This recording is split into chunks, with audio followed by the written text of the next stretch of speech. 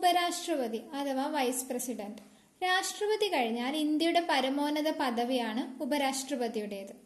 ഇന്ത്യക്കൊരു ഉപരാഷ്ട്രപതി ഉണ്ടായിരിക്കണമെന്ന് അനുശാസിക്കുന്ന ഭരണഘടനയുടെ ആർട്ടിക്കിളാണ് ആർട്ടിക്കിൾ 63.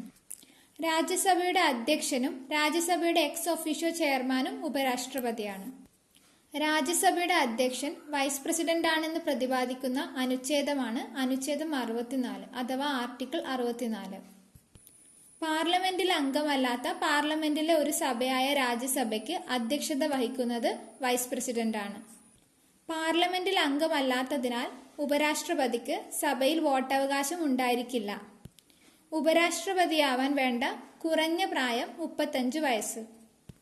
ആർട്ടിക്കിൾ 65 പ്രകാരം രാഷ്ട്രപതിയുടെ അഭാവത്തിൽ ഉപരാഷ്ട്രപതിയാണ് രാഷ്ട്രപതിയുടെ ചുമതലകൾ വഹിക്കേണ്ടത്.